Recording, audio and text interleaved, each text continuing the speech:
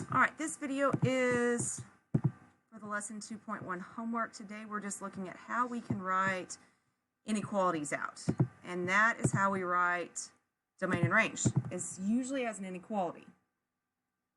So we're going to use number lines. And we've talked about this a little bit. So what the open circle means, what the closed circle means, what the arrow means. So if it's an open circle, it's greater than or less than. If it's a closed circle, it's greater than or equal to, or less than or equal to. If our arrow is pointing to the left, we're headed towards negative infinity. And remember, infinities always get the commas. So these sign, or the parentheses. And then if it's got the equal to part, it gets the brackets. If you have an arrow going to the right, we're going towards positive infinity. And again, infinity always gets that parenthesis. So we're going to take this number line, we're going to write what it represents as an inequality, and then we're going to use interval notation. And I know we haven't done a lot, you probably have never seen interval notation, but the little page that I gave you, that was orange, that looked like this, is an ultimate cheat sheet because it matches up. And you can match things up. So open circle pointing to the right. And it helps you get started where to go. So we know this one is going to be x is greater than something. What's x greater than though? 2. So that's all we're going to write is x is greater than 2. And then if you keep going across that page, it shows you how to write that inequality in interval notation. So if we're going to the right, we're ending at infinity. So that means we're starting at 2.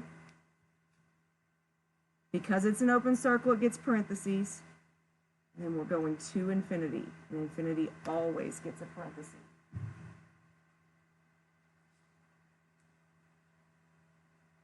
All right, this time we've got 2 solid dots. So again, ultimate cheat sheet here.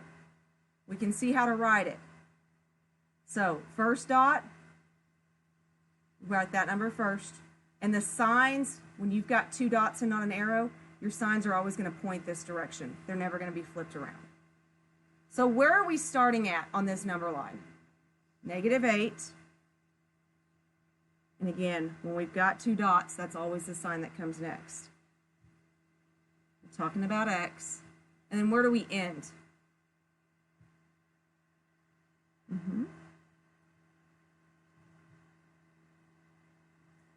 And then from there, we can see how they wrote it. So if it's 2 solid dots, both those numbers get brackets.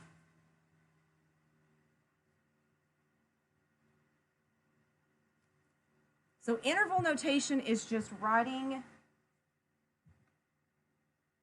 it in shorthand, I guess you could say.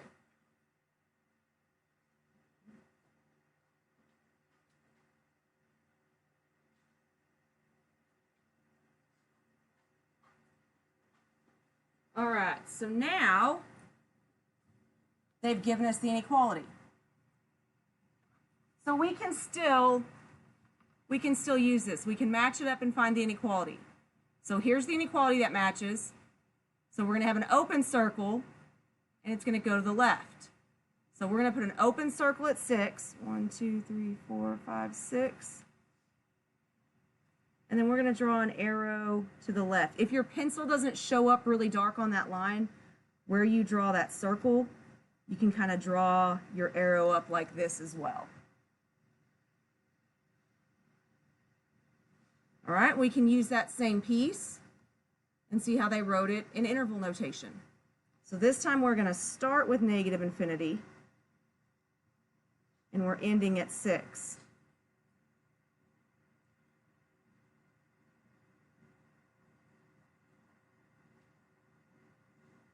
I'm going to go catty corner this time. I'm going to look at number 10. All right, so number 10 here,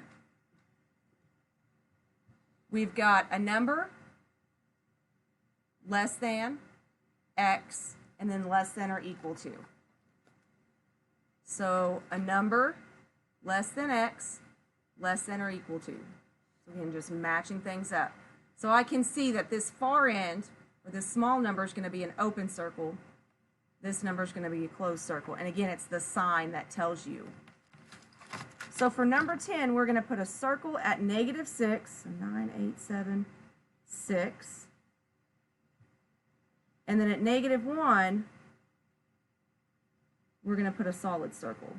And again, if your line's not showing up, you can kind of hook it up to the top to show that you've connected those dots and that's the direction it's moving.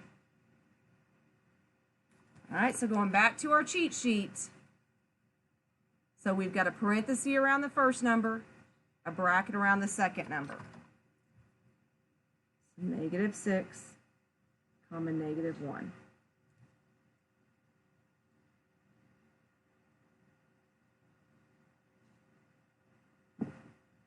And then finally, interval notation is how they've given it to us. Same idea. Use your cheat sheet. Negative infinity to a number. So that one's here. So we're going to have an open circle, and the arrow is going to go to the left. So at 9, I'm going to put an open circle. I'm going to draw my arrow to the left.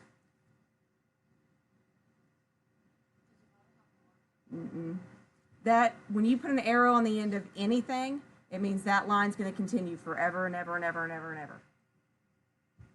Even on graphing. If a graph, even though the line ends on the piece of paper you're looking at, if there's arrows, it keeps going. So if you had a bigger coordinate plane, you'd extend it more and more and more. It never stops. All right. Oh, I missed something. That has a bracket, so we should have been doing this one. I know it's hard to tell. Sometimes I'll go through and check them and make sure you can see them. But if it's got a bracket, we need a solid dot. And so it's already written this way, so we need to write it this way. So x is going to be less than or equal to, and then our number. So some little tips really quick. Whatever way your arrow goes, that's the way your inequality sign should point, if it starts with x. It's one way to check. If it's got a line underneath it, solid dot. If it doesn't have a line underneath it, open dot. Solid dot, bracket, open dot, parentheses. Okay? So I left you 5. So on number 10, since it's kind of hard to tell, this one is the bracket. This one is the parenthesis. Hopefully that helps you see it a little bit better. So easy day today. You should have plenty of time if you need to catch up, work on test corrections, whatever you need to do to work. I will check these if you want me to before you turn them in.